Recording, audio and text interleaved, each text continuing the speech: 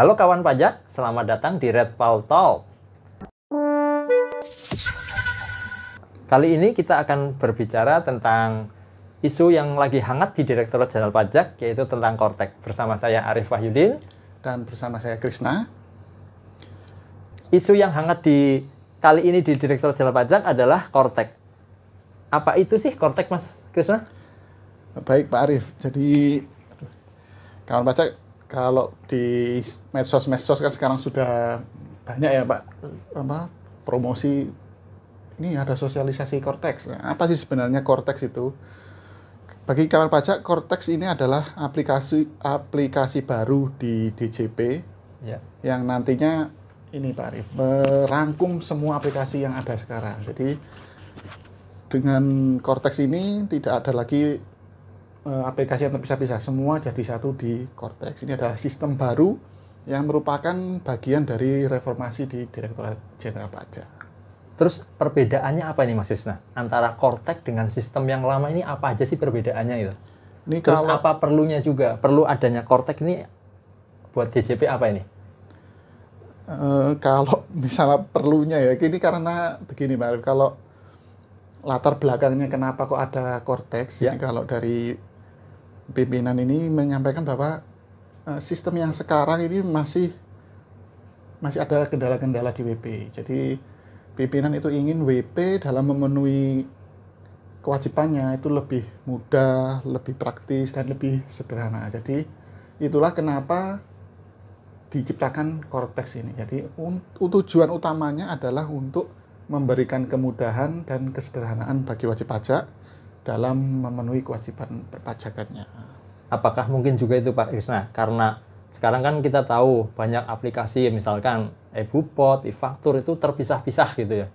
Itu apakah nanti akan disatukan itu dalam satu sistem atau gimana itu contohnya? Ya benar. Memang itu adalah latar belakang Kortex itu. Jadi biar tidak terpisah-pisah, jadi satu di Kortex. Lebih praktis, lebih melalui satu pintu lah untuk pelaporan kewajiban perpajakan. Oh, bagus juga kalau jadi satu ya Pak ya. Terus bagaimana sih secara garis besar ini proses bisnisnya dari Kortek ini seperti apa nih Pak Krishna? Jadi kalau proses bisnis di DJP sendiri ini ada banyak Pak Arif ya. Dari yang pertama itu dari registrasi, terus ada pelaporan, pembayaran, sampai terakhir kan upaya hukum. Ya. Nah ini semua di reformasi perpajakan ini semua berubah dan semuanya dirangkum jadi satu di Kortex. Jadi semua proses bisnis tadi bisa dijalankan secara online di Kortex ini.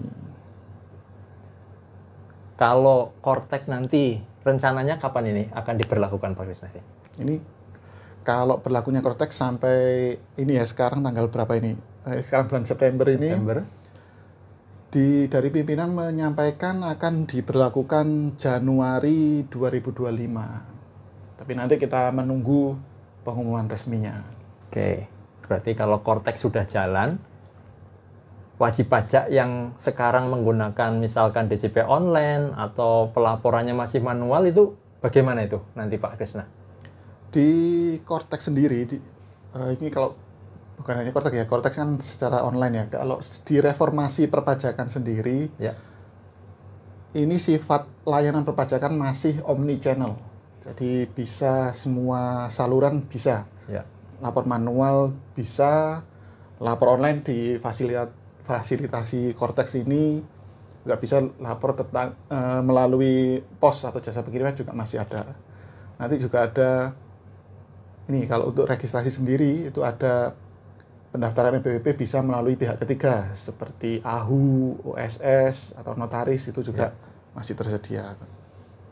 Seperti itu Pak Arif. Jadi intinya semua layanan yang sekarang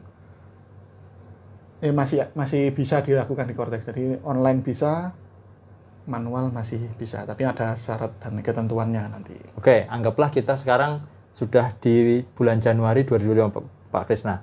Itu wajib pajak mau mendaftar Kortek itu prosedurnya bagaimana nih? Oh ya, kalau ya untuk pendaftaran pertama kali gitu ya. Jadi yang dulunya kawan pajak yang dulunya sudah memiliki akun DJP online itu tinggal melakukan reset password. Jadi silakan membuka laman Cortex-nya, nanti ada tombol reset password. Akan dikirim link reset password ke email di DJP online. Jadi yang perlu kawan pajak perhatikan, email yang ada di DJP online saat ini pastikan itu adalah email yang benar dan update. Jadi karena nanti ngirimnya ke email itu. Jadi, kalau langsung reset password di Cortex, emailnya masih salah ya, kawan pajak tidak akan menerima link untuk reset password. Oh, berarti reset password ini kalau kita ibaratkan dengan aplikasi sebelumnya atau sistem informasi di DJP online itu, misalkan seperti kayak lupa password gitu Pak Krisna ya? Oh iya, sama dengan kalau sekarang di DJP online lupa password ya. Membutuhkan EVIN. Kalau ini tidak perlu EVIN. Tidak perlu EVIN. Tapi itu tadi emailnya harus link reset passwordnya harus ke email yang terdaftar di DJP online. Oke, berarti langkah pertama wajib kawan pajak harus mengecek terlebih dahulu email di profil DJP online gitu Pak Krisna. Iya benar. Oke. Terus apabila wajib pajak yang selama ini belum terdaftar di DJP online atau yang belum mempunyai NPWP itu bagaimana itu? Kalau sudah punya NPWP tapi belum punya akun DJP online, nanti tidak perlu mengakses DJP online dulu. Ya. Di Cortex-nya sendiri ada menu permintaan Digital Access Request. Digital Access Request. Nah, ini tapi prosedurnya sampai sekarang kami belum tahu informasinya seperti apa. Tapi itu nanti ada linknya sendiri untuk minta Digital Access Request. Kalau yang belum punya NPWP, registrasi dulu. Itu sama seperti sekarang registrasi melalui IREC, tapi nanti sudah digabung di Cortex. Seperti itu Pak Arif. Terus di Cortex ini apa aja yang berubah Pak Krisna? Selain tadi yang sudah kita jelaskan atau sudah Pak Krisna jelaskan tentang dibanding atau sistem informasi yang lama. Apa aja lagi yang berubah selain tersebut ya? Tadi kan registrasi, jadi proses bisnisnya ya registrasi, pelayanan, pembayaran, pelaporan, penegakan hukum, nah itu semua berubah itu nanti di Cortex ini. Jadi lebih sederhana dan lebih memudahkan wajib pajak. Untuk tadi, kalau selama ini kan ada untuk akses dengan DJP online perlu sertifikat elektronik. Di Cortex ini masih berlaku tidak untuk hal tersebut? Ini untuk itu masuk di proses bisnis pelaporan ya Pak Arif. Proses bisnis pelaporan. Jadi kalau kawan pajak yang badan sekarang kan kalau lapor unifikasi 21 PPN itu kan perlu sertifikat. Nantinya kawan pajak sertifikat ini ditiadakan, sertifikat untuk badan.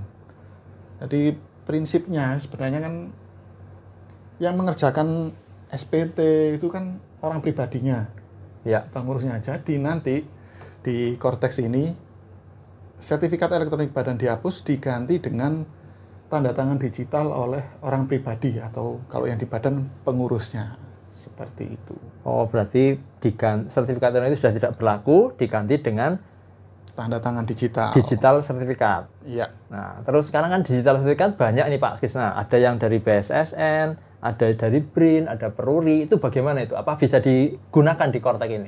Ya, info terbaru sampai sekarang ini, jika kawan pajak sudah memiliki tanda tangan elektronik yang di BSSN, Peruri, itu bisa digunakan di Cortex nanti. Jadi nanti ada minta ini kode otorisasi dulu, jadi didaftarkan dulu. Saya sudah punya tanda tangan elektronik di sini, didaftarkan dulu, itu nanti bisa digunakan. Oh, jadi kawan pajak yang sudah punya digital sertifikat dari BSSN, dari BRIN atau Peruri bisa digunakan, tidak perlu khawatir kawan pajak. Iya. Oke, Pak Krisna, kita lanjut dengan di Cortex ini ada istilah PIC, ada istilah kuasa, penambahan hak, pegawai. Maksudnya bagaimana itu Pak Krisna? Ya, jadi seperti yang tadi saya sampaikan ya, kalau nantinya ini kan yang mengerjakan kan orang pribadinya. Oke. Kalau badan pengurusnya. Pengurus. Nah, pengurus itu bila ingin memberikan akses ke memberikan akses atau memberikan kuasa ke orang lain itu disediakan fasilitas di Cortex ini. Jadi PIC atau pengurus sebuah badan, ini contohnya yang badan ya. PIC atau pengurus badan itu bisa memberikan akses ke orang lain atau ke pegawai, ke kuasa, itu bisa. Ini contohnya kalau saya sebagai PIC, Pak Arief sebagai kuasa, saya bisa memberikan akses ke Pak Arief. Nanti saya beri akses Pak Arief, tugasnya untuk melaporkan SPT tahunan badan. Atau nanti ada pegawai yang lain, Tuan B, saya beri akses SPT tahunan pasal 21 saja. Seperti itu. Jadi lebih ada pembagian tugas. Jadi bisa satu orang tidak semuanya melakukan kewajiban perpajakan semua, tidak. Nanti bisa dipecah-pecah. Tapi kalau mau satu orang ya boleh-boleh saja. Apakah ini yang dimaksud dengan impersonating tadi Pak Krisna? Ya, itu kalau di Cortex itu istilahnya impersonating. Jadi kawan pajak nanti PIC atau kuasa yang diberi akses tadi, loginnya tidak di login badannya ya, tapi login di pribadinya. Begitu login di pribadinya, memilih impersonating sebagai apa. Jadi Pak Arief login di akunnya Pak Arief, di menunya Pak Arief itu ada pilihan, ingin impersonating sebagai wajib pajak apa, misalnya PTA. Nanti kalau Pak Arief sebagai kuasa, misalnya dari 3 PT ya, akan muncul daftarnya itu, PTA, PTB, PTC. Pak Arief tinggal pilih mau menjalankan sebagai perusahaan yang mana. Jadi PIC ini yang bisa mengakses full semua menu ya Pak Krisna ya? Terus PIC ini bisa menunjuk banyak orang atau banyak pihak yang kita beri kuasa untuk melakukan kewajiban perpajakan tadi ya? Iya, benar. Jadi kunci utamanya di PIC. Lanjut Pak Krisna. Terus ini, apa? Ya, monggo. Kalau yang PIC ini, ya ini juga yang perlu kawan pajak perhatikan ya. PIC ini juga sudah default dari pengurus utama yang ada di DJP Online, Pak Arief. Jadi pastikan juga kawan pajak, PIC yang ada di DJP Online sekarang benar-benar pengurus. Jadi kalau mungkin aktanya sudah berubah, pemilik sahamnya sudah berubah, silakan mengajukan perubahan data dulu ke KPP terdaftar, nanti diubah siapa PIC yang ada di DJP Online. Gitu toh Pak Krisna. Iya. Baik, kawan pajak, itu harus diperhatikan ya, terutama untuk PIC-nya yang default di DJP Online, apakah sudah sesuai? Kalau belum, harus dirubah terlebih dahulu Pak Krisna ya. Iya, benar. Terus apa lagi nih Pak Krisna selanjutnya untuk yang berubah dari Cortex ini untuk pelaporan massa kali mungkin ya? Kalau tadi kan kuasanya ya, siapa yang bisa melaporkan. Kalau di formulir SPT-nya sendiri, bukan di formulir SPT, ini misalnya PPN ya, kita ambil PPN. Kalau PPN sekarang kan mau minta nomor seri faktur di Innova. Mau buat fakturnya di aplikasi e-faktur desktop. Mau lapornya di web e-faktur. Nanti kawan pajak semuanya sudah jadi satu di Cortex. Bahkan kawan pajak tidak perlu lagi minta nomor seri. Jadi untuk yang PPN ini nomor serinya sudah tidak jatah lagi, tapi sudah otomatis di-generate oleh sistem. Wah, asik juga berarti. Lebih sederhana. Proses permintaan nomor seri sudah dipotong, tinggal membuat faktur dan lapor. Dan itu bisa dilakukan di Cortex tanpa perlu pindah-pindah lagi. Untuk PPN itu. Berarti kalau PPN selama ini masih ada aplikasi e-faktur, .pajak.go.id atau Innova, ada web e-faktur, ada aplikasi e-faktur desktop, dengan Cortex ini jadi satu Pak Krisna ya? Iya, benar. Jadi kawan pajak lebih mudah untuk melaksanakan kewajiban pelaporan SPT masa PPN dan kewajiban pembuatan faktur gitu Pak. Iya, apalagi kalau sekarang kan di aplikasinya kan ada muncul kode error ini. Nah, itu nantinya dengan Cortex ini diharapkan sudah tidak ada lagi error-error seperti itu karena sudah berbasis web. Dan tidak perlu memperpanjang sertifikat elektronik tadi gitu ya? Iya, benar. Kemudian Pak Krisna, selain e-faktur ini sudah dengan adanya Cortex akan lebih mudah. Kemudian untuk kewajiban misalkan PPh pasal 21 nih atau PPh pemotongan pemungutan nih gimana nih? Kalau untuk e-Bupot 21 unifikasi ini masih sama. Konsepnya masih sama, jadi membuat bukti potong, SPT.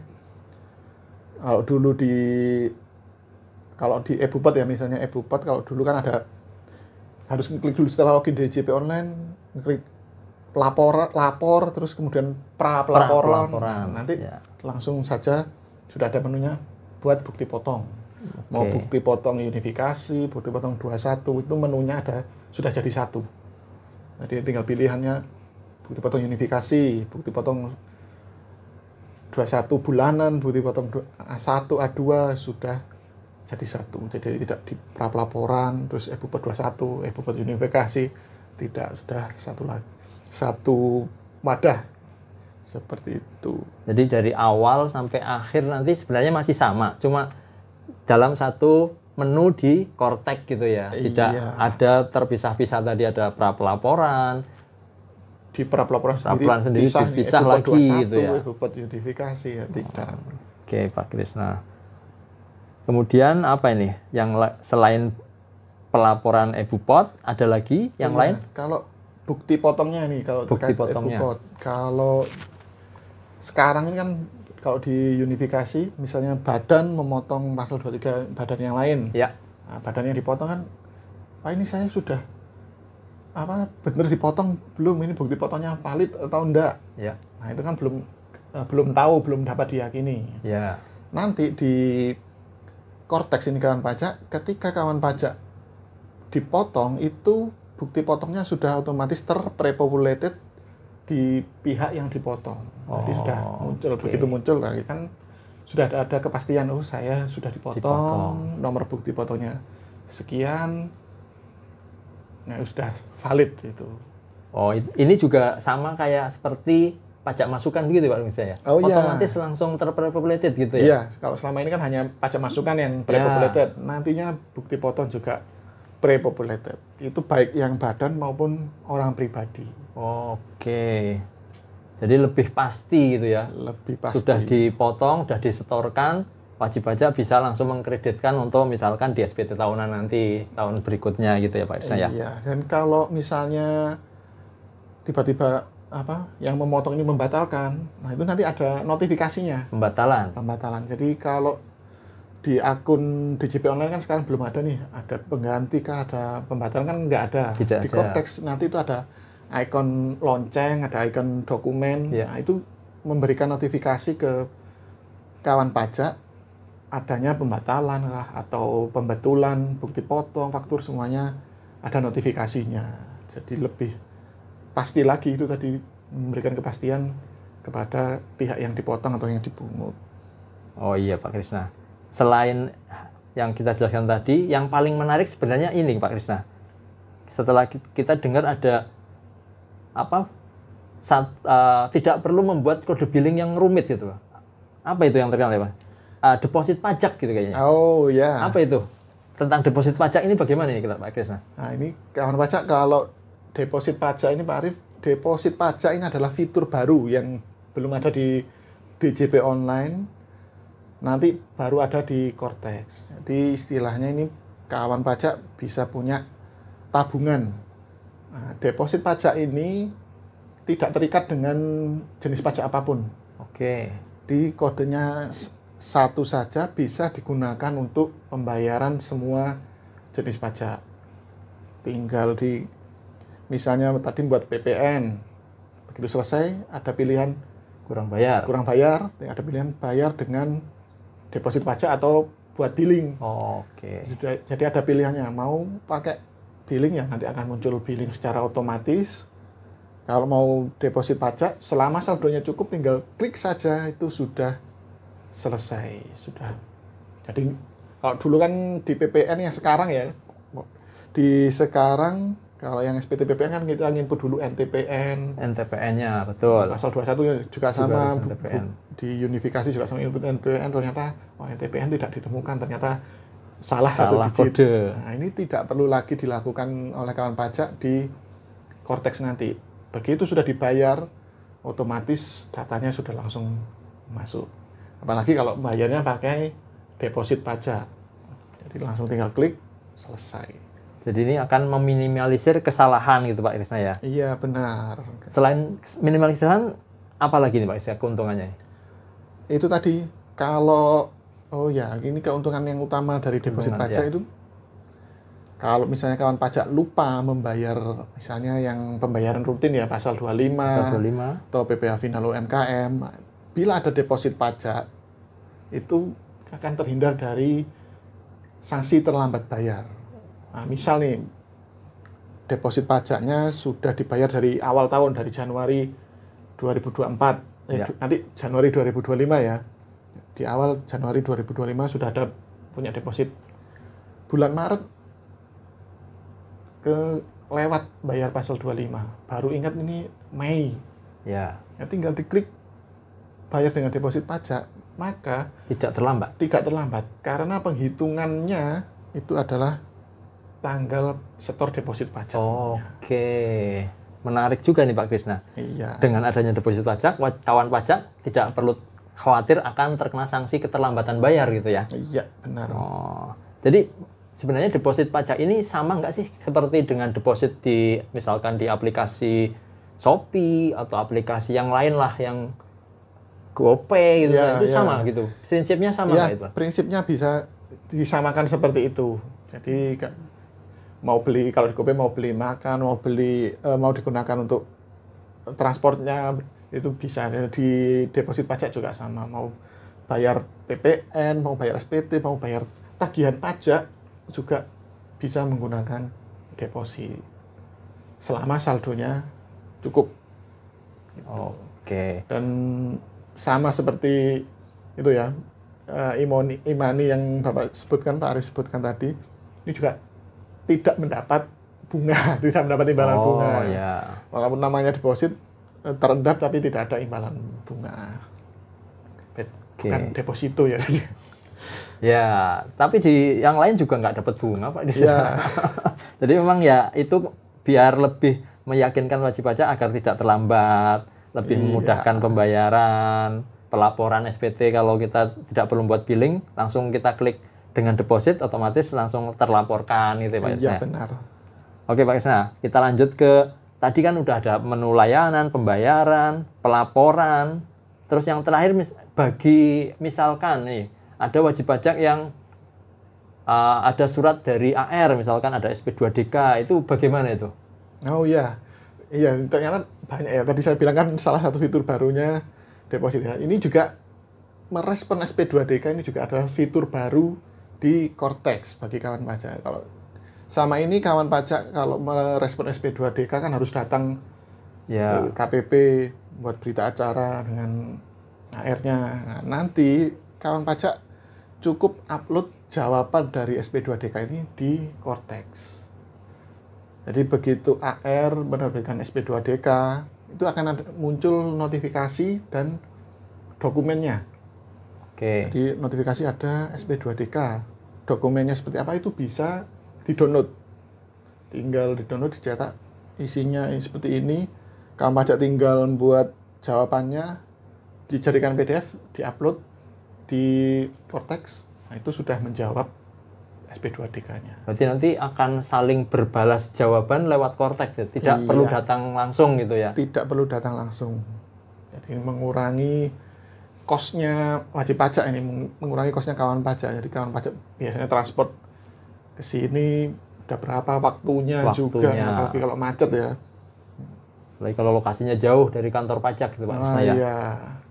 Kemudian selain SP2DK, menu apa lagi Pak Krisna yang ada di Cortex ini? Itu tadi SP2DK, itu tadi mencetak dokumen. Jadi kalau cetak dokumen. Sekarang kan banyak nih permohonan, saya ingin cetak ulang SP PKP, soal pengukuhan PKP. Oke.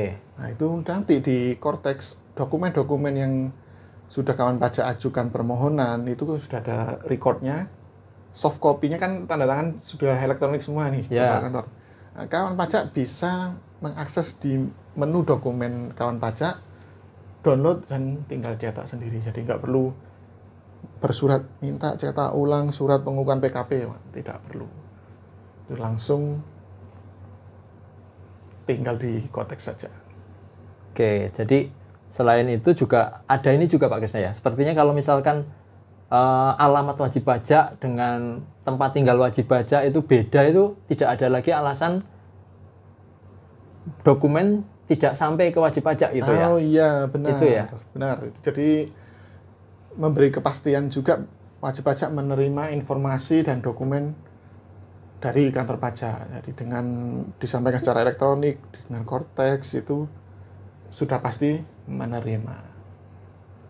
Oke, tadi kan di menu pengawasan. Kalau dengan pemeriksaan ini bagaimana nih Pak Krisna? Kalau di pemeriksaan yang tersedia di Cortex untuk info saat ini ya Pak Arif, ya, itu yang disediakan baru untuk ini pengungkapan ketidakbenaran. Oh. Jadi ketika diperiksa terus wajib pajak ingin melakukan pengungkapan ketidakbenaran, itu bisa dilakukan di Cortex. Penghitungannya tinggal di-upload, dijadikan PDF, di-upload, berapa kurang bayar menurut penghitungan wajib pajak, tinggal dibayar. Nah, bayarnya juga bisa pakai deposit, pakai kode billing, bisa. Untuk pemeriksaannya masih tersedia seperti itu. Oh, berarti kalau pemeriksaan yang ini belum bisa ya mungkin ya secara ini, karena wajib pajak kan harus menyerahkan data, permintaan dari pemeriksa, jadi memang hanya untuk pengungkapan ketidakbenaran tadi ya. Iya, benar. Saat ini masih terbatas seperti itu. Mungkin demikian Pak Krisna ya. Baik. Bincang pajak kali ini mudah-mudahan bermanfaat bagi kawan pajak. Oke kawan pajak, sampai jumpa di episode berikutnya. Pajak kuat, APBN sehat. Terima kasih. Assalamualaikum warahmatullahi wabarakatuh.